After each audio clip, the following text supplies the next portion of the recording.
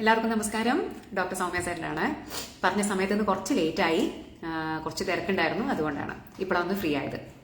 So ഇന്ന് ഞാൻ നിങ്ങളോട് ചോദിച്ചിട്ടുണ്ടായിരുന്നു ഏത് വിഷയമാണ് ഇന്ന് നമുക്ക് സംസാരിക്കേണ്ടതെന്നുള്ളത്. കുറേ പേര് കുറേ വിഷയങ്ങളെ പറ്റി പറഞ്ഞു. പക്ഷേ അതിലൊരു 3-4 പേര് റിപ്പീറ്റഡ് ആയിട്ട് ചോദിച്ചത് കുട്ടികളിലെ അഡിനോയിഡിനെ പറ്റിയിട്ടാണ്. അപ്പോൾ ഞാൻ ആക്ച്വലി ചെയ്യണമെന്ന് വിചാരിച്ചിരുന്ന ഒരു ടോപ്പിക് കൂടിയാണത്. അപ്പോൾ അതുകൊണ്ട് വിചാരിച്ചു ഇന്ന് നമുക്ക് കുട്ടികളിലെ അഡിനോയിഡ് ഇഷ്യൂവിനെ പറ്റിയിട്ട് സംസാരിക്കാം. പ്രത്യേകിച്ചിട്ട് നമുക്കറിയാം, ഒരു 3 വയസ്സൊക്കെ കഴിയുന്ന സമയത്ത്, ഒരു 7-8 വയസ്സിന്റെ ഉള്ളില് കുട്ടികൾക്ക് ഇപ്പോൾ സാധാരണയായിട്ട് കണ്ടുവരുന്ന ഒരു പ്രശ്നമാണ് അഡിനോയിഡ് അല്ലെങ്കിൽ ടോൺസിൽ. അപ്പോൾ നമ്മൾ എപ്പോഴും കേൾക്കും ടോൺസിൽ പഴുപ്പാണ്, ടോൺസിലൈറ്റിസ് ആണ്, അഡിനോയിഡിന്റെ പ്രശ്നമാണ്, കുട്ടിക്ക് ഓപ്പറേഷൻ വേണമെന്ന് പറഞ്ഞിട്ടുണ്ട് ഡോക്ടർ, വേറെ നിവൃത്തിയില്ല എന്നൊക്കെ പലരും പറയുന്നത് നമ്മൾ കേട്ടിട്ടുണ്ട്. അല്ലെങ്കിൽ നമ്മുടെ കുട്ടികൾക്ക് തന്നെ അങ്ങനത്തെ പ്രശ്നങ്ങൾ നമ്മൾ കാണാറുണ്ട്. അപ്പൊ എന്താണ് ഈ അഡിനോയിഡ്? അതിന് ഓപ്പറേഷൻ മാത്രമാണോ ചികിത്സാ രീതി? വേറെ എന്തെങ്കിലും മാർഗങ്ങളുണ്ടോ, ചികിത്സകളുണ്ടോ? എപ്പോഴാണ് ഒരു കുട്ടിക്ക് അഡിനോയിഡിന്റെയും ടോൺസിലിന്റെയും ഓപ്പറേഷൻ ചെയ്യേണ്ടി വരിക? ഇതൊക്കെയാണ് ഇപ്പൊ നമ്മൾ ഈ ഒരു ടോക്കിൽ ഡിസ്കസ് ചെയ്യുന്നത്. നോക്കൂ, അഡിനോയിഡ് ആണെങ്കിലും ടോൺസിൽ ആണെങ്കിലും അത് നമ്മുടെ കഴുത്തിലുള്ള ഒരു ഗ്രന്ഥിയാണ്. ഗ്രന്ഥി എന്ന് പറഞ്ഞു കഴിഞ്ഞാൽ എന്താണ്? ഇപ്പോൾ ഗ്ലാൻഡ് അല്ലെ, ഗ്ലാൻഡ് എന്ന് പറയാം, ഗ്രന്ഥിയാണ്. സോ ഇത് നമുക്ക് എല്ലാവർക്കും ഉണ്ട്. നമ്മൾ ജനിക്കുമ്പോൾ തന്നെ അഡിനോയിഡും ടോൺസിലും ഒക്കെ ആയിട്ട് തന്നെ നമ്മൾ ജനിക്കുന്നത്. പക്ഷേ ഈ അഡിനോയിഡിന് ഒരു പ്രത്യേകത ഉണ്ട്. ഒരു 10-12 വയസ്സാകുമ്പോഴേക്കും അത് ചുരുങ്ങി ഇല്ലാതെയാവും. ജനിക്കുമ്പോൾ അതിന് നല്ല വലിപ്പം ഉണ്ടായിരിക്കും. പക്ഷെ കുറച്ച് കഴിഞ്ഞ് ഒരു 10-12 വയസ്സൊക്കെ ആകുമ്പോൾ, അപ്പൊ എനിക്ക് നോക്കിക്കഴിഞ്ഞാൽ അഡിനോയിഡ് ഗ്രന്ഥി ഒരു മേ ബി ഉണ്ടാവാനില്ല, അത്രയും അത് ചുരുങ്ങി ഇല്ലാതായി പോയിട്ടുണ്ടാവും. അങ്ങനത്തെ ഒരു ഗ്രന്ഥിയാണ് അഡിനോയിഡ്. പക്ഷെ ടോൺസിൽ അങ്ങനെയല്ല. ടോൺസിൽ എനിക്കിപ്പം നോക്കിയാലും ടോൺസിലൊക്കെ ഉണ്ടാവും. പക്ഷെ അതിന്റെ വലിപ്പം കുറച്ച് കുറയും. അതായത് 10-12-15 വയസ്സൊക്കെ ആകുമ്പോഴേക്കും അതിന്റെ വലിപ്പം കുറഞ്ഞ് അത് വളരെ ചെറുതാവും. ഇപ്പൊ നമുക്കൊക്കെ ടോൺസിലൈറ്റിസ് ഉണ്ടാവുന്നത് വളരെ അപൂർവമായിട്ടല്ലേ. പക്ഷെ കുട്ടികളിൽ അതൊക്കെ ഇടയ്ക്കിടയ്ക്ക് ടോൺസിലൈറ്റിസ് ഉണ്ടാവും. അതെന്തുകൊണ്ടാണ്? അവരിൽ ഈ ഗ്രന്ഥികൾക്ക് നല്ല വലിപ്പം ഉണ്ടായിരിക്കും. ഈ പറയുന്ന ഇതൊക്കെ ലിംഫോയിഡ് ഗ്രന്ഥികളാണ്.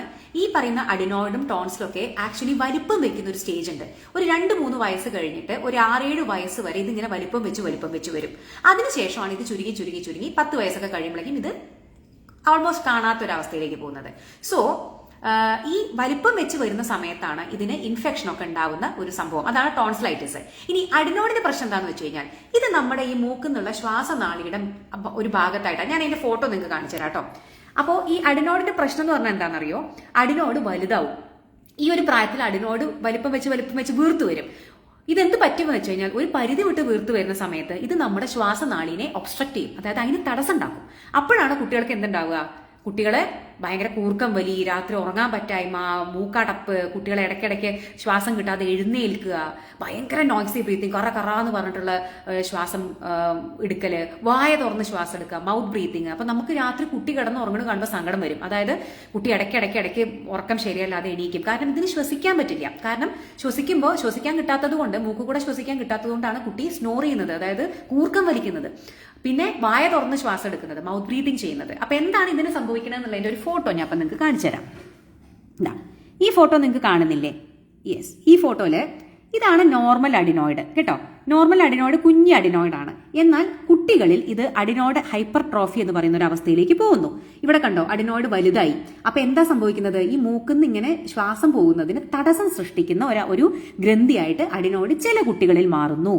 അപ്പൊ അതാണ് ഈ അഡിനോയിഡിന്റെ പ്രശ്നം. അപ്പൊ അഡിനോയിഡ് എന്ന് പറയുന്നത് ഒരു അസുഖമല്ല.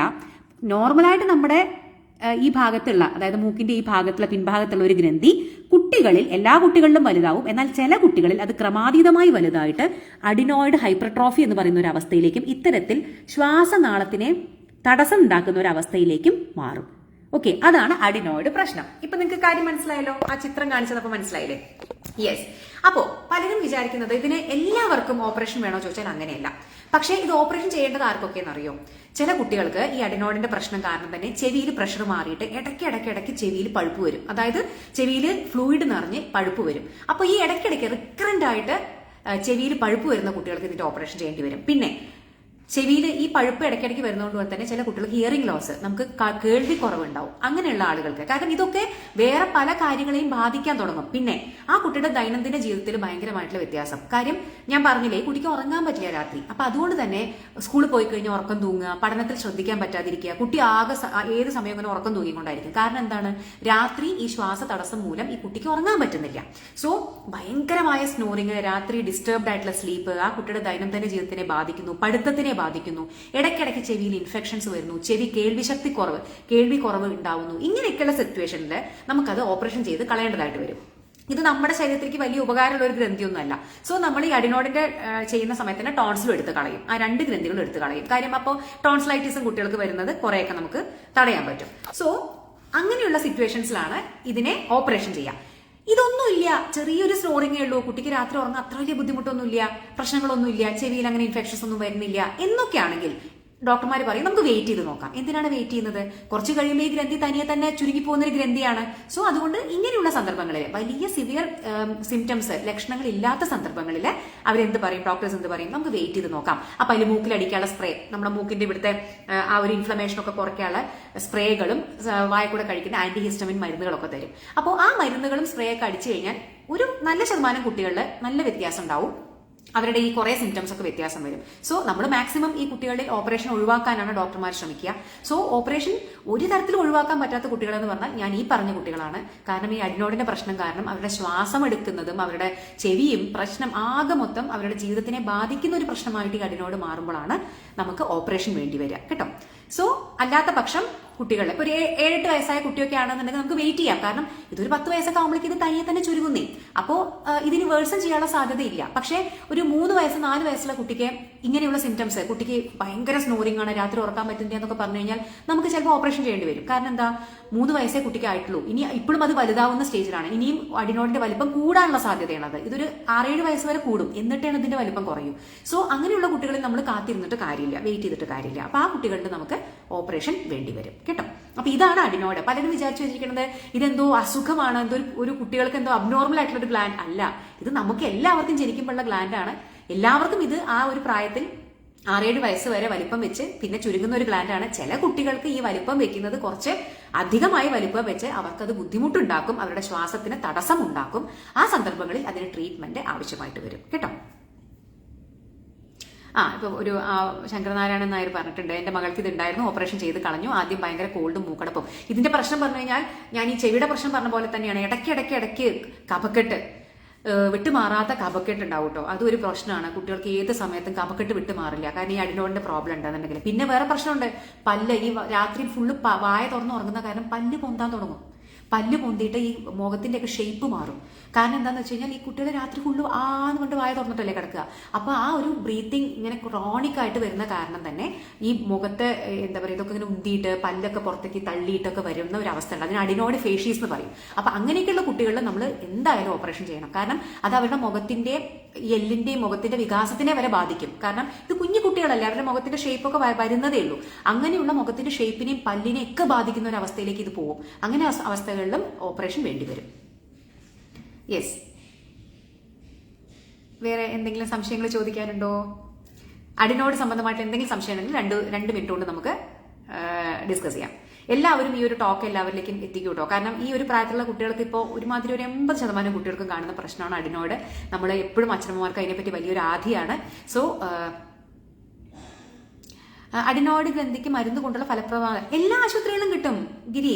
എല്ലാ ആശുപത്രികളിലും നിങ്ങൾ പോയി കാണേണ്ടത് ഒന്നുകിൽ ഒരു ENT ഡോക്ടറെയോ അല്ലെങ്കിൽ ഒരു പീഡിയാട്രീഷ്യനോ ആണ്. ഇതിപ്പോ അങ്ങനെ പ്രത്യേകമായ ചികിത്സയൊന്നുമല്ല. നമ്മളെ അധിക കുട്ടികൾക്കും ആദ്യം മരുന്നുകൾ തന്നെയാണ് കൊടുക്കുക. ഫസ്റ്റ് തന്നെ ആദ്യമേ ഓപ്പറേഷൻ പോകണമെന്ന് പറയില്ല. 3 മാസം മുതൽ 6 മാസം വരെ മരുന്നുകൾ കൊടുത്തു നോക്കും കുട്ടികൾക്ക്. ഒരു രക്ഷയില്ല എന്ന് തോന്നുമ്പോൾ മാത്രമാണ് നമ്മൾ ഈ ഓപ്പറേഷനിലേക്ക് പോകും കേട്ടോ. അപ്പൊ അത് ഏത് ഡോക്ടർമാർക്കും ഇത് വലിയ മരുന്നൊന്നുമില്ല. ആന്റി ഹിസ്റ്റമിൻ മരുന്നുകൾ, സെട്രസിൻ പോലെയുള്ള, ലൊറാറ്റിഡിൻ പോലെയുള്ള മരുന്നുകളൊക്കെ നമ്മൾ കൊടുക്കും. അതുപോലെ തന്നെ മൂക്കിൽ അടിക്കുന്ന സ്പ്രേകളുണ്ട്, ഇതിന് സ്പെഷ്യൽ ആയിട്ടുള്ള സ്റ്റിറോയിഡ് സ്പ്രേകളുണ്ട്, അത് കൊടുക്കും. അപ്പൊ അതൊക്കെയാണ് നമ്മൾ ഉപയോഗിക്കേണ്ടത്. ഇതൊക്കെ എല്ലാ ഡോക്ടർമാരും കൊടുക്കുന്നത് തന്നെയാണ്. ഈവൻ MBBS കഴിഞ്ഞ് ജനറൽ പ്രാക്ടീഷണേഴ്സ് വരെ കൊടുക്കുന്ന മരുന്നുകളാണ് കേട്ടോ. അപ്പൊ നിങ്ങളൊരു ENT ഡോക്ടറെയോ ഒരു പീഡിയാട്രീഷ്യനോ പോയി കാണിച്ചാൽ മതി. ഓക്കെ, ഇനി വേറെ എന്തെങ്കിലും സംശയങ്ങളുണ്ടോ? സംശയങ്ങളുണ്ടെങ്കിൽ വേഗം 1 മിനിറ്റിൽ ചോദിച്ചാൽ നമുക്ക് ഉത്തരം പറയാം. ഇന്നത്തെ വിഷയം അഡിനോയിഡ് ആണ്, കുട്ടികളിൽ കാണുന്ന അഡിനോയിഡ് പ്രശ്നം. അപ്പൊ ഞാൻ എപ്പോഴൊക്കെയാണ് മരുന്ന് ട്രൈ ചെയ്യാന്ന് പറഞ്ഞു, എപ്പോഴൊക്കെയാണ് നമുക്ക് ഓപ്പറേഷൻ വേണ്ടി വരാ പറഞ്ഞു, കുട്ടികളിൽ എന്തൊക്കെ പ്രശ്നങ്ങൾ ഇതുകൊണ്ട് ഉണ്ടാവാം എന്ന് പറഞ്ഞു. വിട്ടുവിട്ടിട്ടുള്ള കഫക്കെട്ട്, വിട്ടുവിട്ടിട്ടുള്ള ചെവിപഴുപ്പ്, കേൾവി ശക്തി കുറവ്, മുഖത്തിന്റെ ഷേപ്പ് മാറുക, പിന്നെ പല്ല് പുറത്തേക്ക് ഉന്തി വരിക, ഇടയ്ക്കിടയ്ക്ക് ഇൻഫെക്ഷൻസ് വരിക, അങ്ങനെയുള്ള രാത്രി ഉറക്കം ഭയങ്കരമായിട്ട് ഡിസ്റ്റർബ്ഡ് ആവുക, ഭയങ്കരമായിട്ട് കൂർക്കം വലിക്കുക, വായ തുറന്ന് ശ്വാസം എടുക്കുക, രാത്രി ശ്വാസം കിട്ടാതെ എഴുന്നേൽക്കേണ്ടി വരിക, അതുകൊണ്ട് തന്നെ പഠിത്തത്തിൽ മോശമാവുക, ഇതൊക്കെ ഇതിന്റെ ലക്ഷണങ്ങളാണ്. അപ്പൊ അങ്ങനെ സിവിയർ സിംറ്റംസ് ഉള്ള കുട്ടികളിൽ ഇത് ഓപ്പറേഷൻ ചെയ്തിട്ട് ഇതും ടോൺസിലും എടുത്തു കളയും. പിന്നെ ഈ ഓപ്പറേഷനെ അത്ര പേടിക്കേണ്ട കാര്യമൊന്നുമില്ല. ഇത് വളരെ ഇന്നത്തെ കാലത്ത് രാവിലെ വന്ന് അഡ്മിറ്റ് ആയ വൈകുന്നേരം ഡിസ്ചാർജ് ആയി പോകാവുന്ന ഓപ്പറേഷൻസ് ആയത് കേട്ടോ. അതൊക്കെ ഇപ്പൊ ഡേ കെയർ സർജറികൾ, അതായത് രാവിലെ വന്ന് അഡ്മിറ്റ് ആവുക, വൈകുന്നേരം ഓപ്പറേഷൻ കഴിഞ്ഞ് വീട്ടിൽ പോവുക. അങ്ങനെ ഒരു ദിവസത്തിൽ ഒരു നൈറ്റ് പോലും ഹോസ്പിറ്റലിൽ തങ്ങേണ്ട ഒരവസ്ഥ ഈ ഒരു ഓപ്പറേഷൻ ഇല്ല. വളരെ സിമ്പിൾ ആയിട്ടുള്ള ഓപ്പറേഷനാണ്. സോ പലരും അതിനെപ്പറ്റി ടെൻഷൻ അടിക്കാറുണ്ട്. അതിന്റെ ടെൻഷൻ അടിക്കേണ്ട ആവശ്യമില്ല. കുട്ടികളുടെ ജീവിതത്തിന്റെ ഒരു ക്വാളിറ്റിയാണ് നമ്മൾ കൂടുതൽ മനസ്സിലാക്കേണ്ടത്. അപ്പോൾ അവരുടെ ജീവിതത്തിനെ അത് വളരെയധികം ബാധിക്കുന്നു എന്ന് തോന്നിക്കഴിഞ്ഞു കഴിഞ്ഞാൽ ഡോക്ടർമാർ ഓപ്പറേഷൻ പറയുമ്പോൾ മടിക്കേണ്ട കാര്യമില്ല. ഇത് വളരെ സിമ്പിൾ ആയിട്ട് ചെയ്യുന്ന ഓപ്പറേഷനാണ്. നിങ്ങൾക്ക് രാവിലെ വന്ന് വൈകുന്നേരം പോകാവുന്ന അവസ്ഥയുള്ളൂ. ഞാൻ മാക്സിമം വേണമെങ്കിൽ ഒരു ദിവസം നിൽക്കേണ്ടി വരും, അത്രയേ ഉള്ളൂ കേട്ടോ. No, is there any risk for immunity deficiency? ഇല്ല ഇല്ല ഇല്ല, അങ്ങനത്തെ പ്രശ്നമൊന്നുമില്ല കേട്ടോ. അങ്ങനെ ഇമ്മ്യൂണിറ്റി ഡെഫിഷ്യൻസി വരെയൊന്നും ഇല്ല ഈ സർജറിക്ക് ശേഷം, അങ്ങനെ പേടിക്കേണ്ട. വലിയ വരൽ ഇത് ഉണ്ടാവാറില്ല. നോ, വലിയ വരല് അഡിനോയിഡിന്റെ പ്രോബ്ലം ഉണ്ടാവാറില്ല. കാരണം ഞാൻ പറഞ്ഞല്ലോ, ഒരു 10-15 വയസ്സാകുമ്പോഴേക്കും ഇത് ചുരുങ്ങി ഇത് ഇല്ലാതെയാവുന്ന ഒരു ഗ്രന്ഥിയാണ് അഡിനോയിഡ്. സോ വലിയ ആളുകളിൽ ഉണ്ടാവില്ല കേട്ടോ. യെസ്, വേറെന്താണ്?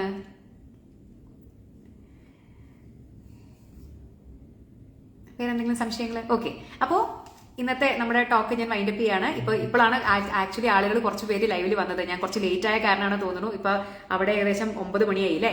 ഇവിടെ 7:35 7:40 9:10 ആവാറായിട്ടുണ്ടാവും. അവിടെ 9:08 ആയിട്ടുണ്ടായിരിക്കും. സോ അതുകൊണ്ടായിരിക്കും ആളുകൾ ഇപ്പോഴാണ് ലൈവിൽ വന്ന് തുടങ്ങിയത്. നോക്കൂ, അപ്പൊ ഞാൻ ഈ വന്ന ആളുകൾക്കായിട്ട് ഒന്നും കൂടി പറയാണ്. ഇത് അഡിനോയിഡും കുട്ടികളിൽ കാണുന്ന അഡിനോയിഡും ടോൺസിലിന്റെയും പ്രോബ്ലത്തിനെ പറ്റിയിട്ടാണ് നമ്മൾ ഇന്ന് ചർച്ച ചെയ്തത്. അപ്പോൾ കാണാത്ത ആളുകൾ, ഇപ്പൊ ജോയിൻ ചെയ്ത ആളുകൾ ഇതിന്റെ തുടക്കം മുതൽ കാണുക. ഇന്നത്തെ വളരെ കുഞ്ഞൊരു ടോപ്പിക്കാണ്. സോ ആദ്യം മുതൽ കാണുക, എല്ലാവരിലേക്കും നിങ്ങളിത് ഷെയർ ചെയ്തെത്തിക്കുക കേട്ടോ. എന്തെങ്കിലും കോംപ്ലിക്കേഷൻസ് ഉണ്ടാവോ സർജറി? ഞാനാ പറഞ്ഞത്, കോംപ്ലിക്കേഷൻസ് ഒന്നും ഉണ്ടാവില്ല. പിന്നെ ഒരു കാര്യം, ഏത് സർജറിക്കും നമ്മൾ ജനറൽ അനസ്തീഷ്യയിലാണ് ചെയ്യുക. ഓക്കെ, ഇത് കംപ്ലീറ്റ് ആയിട്ട് ബോധം കെടുത്തിയിട്ടാണ് ചെയ്യുക. നോക്കൂ, ഏതൊരു മനുഷ്യനും ഇനി എത്ര ചെറിയ സർജറി ആവട്ടെ, എത്ര വലിയ സർജറി ആവട്ടെ, അനസ്തീഷ്യ കൊടുക്കുമ്പോഴുള്ള കോംപ്ലിക്കേഷൻസ് അത് നമ്മൾ മനസ്സിലാക്കണം. അത് എന്താ പറയാ, ചിലപ്പോൾ 0.0001% കുട്ടികളൊക്കെ അല്ലെങ്കിൽ വലിയ ആൾക്കാർക്ക് ഉണ്ടാവുമായിരിക്കും. അത് വളരെ അപൂർവമായിട്ട്. പക്ഷെ നമ്മൾ അതൊക്കെ സൈൻ ചെയ്ത് കൊടുത്തിട്ടാണ്. അപ്പൊ ഞാനാണെങ്കിലും എന്റെ മോൾക്കാണെന്നുണ്ടെങ്കിലും അനസ്തീഷ്യയിൽ എന്തെങ്കിലും കോംപ്ലിക്കേഷൻ ഉണ്ടാവും എന്നുള്ളത് ആർക്കും പ്രവചിക്കാൻ പറ്റുന്നതൊന്നുമല്ല. അത് നിങ്ങൾക്ക് വരാം, എനിക്ക് വരാം, ആർക്ക് വേണമെങ്കിലും വരാം. സോ അതിന്റെ ഒരു റിസ്ക് നമുക്ക് പറയാതെ ഇരിക്കാൻ പറ്റില്ല. അല്ലാത്ത തവണ ഈ ഒരു സർജറിക്ക് മാത്രമായിട്ട് റിസ്കുകൾ ഒന്നും ഇല്ല കേട്ടോ.